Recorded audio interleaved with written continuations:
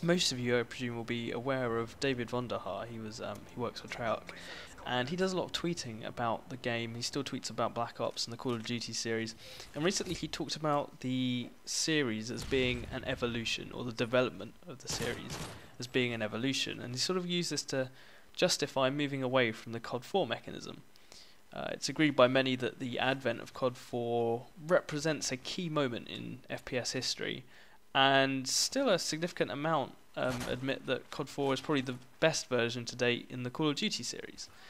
But the point I want to make is that evolution isn't precisely development. When Charles Darwin wrote about the evolution of organisms, there were still fears that, as well as progress, the human race could regress. So that means, as well as go forward and develop for the better, the human race could, by evolution, get worse. Evolution, although it carries today positive connotations, doesn't really necessarily signify movement in a desirable direction. So to say that the COD series evolves and therefore to justify any meddling of a developer is incorrect. I don't think it really holds that reasoning. The developer must better the game, must evolve it for good, but simply to change it, just to change it for better or worse, is not enough. That's not doing your job. So in the process of evolution, many of the best aspects of COD 4, I think, have been lost.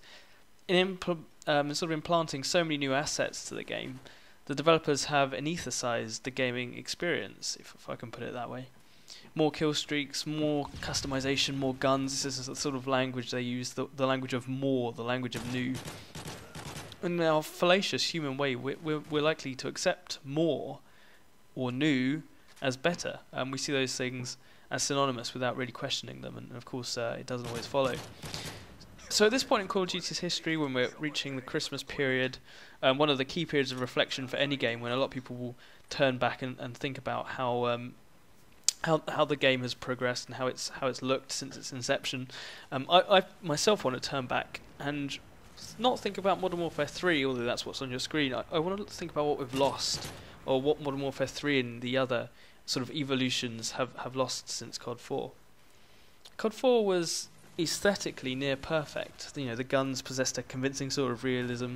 The M16, for example, it's been in, I think, pretty much every evolution of COD I can think of, apart from World at War, since COD 4.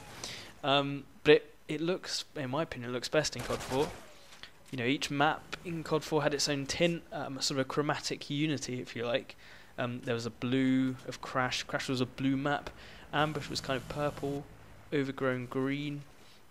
Each game since has become progressively more arcade-like. The lines might be a bit sharper, but it's hard to deny that COD 4 is still one of the best sort of, or if not the best, and I think it is the best looking game of the series.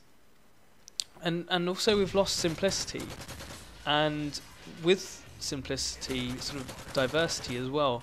One of the greatest mistakes, in my opinion, that Treyarch and Infinity Ward have made has been to add more, as I say, just to keep adding and simply stuffing more onto the disc.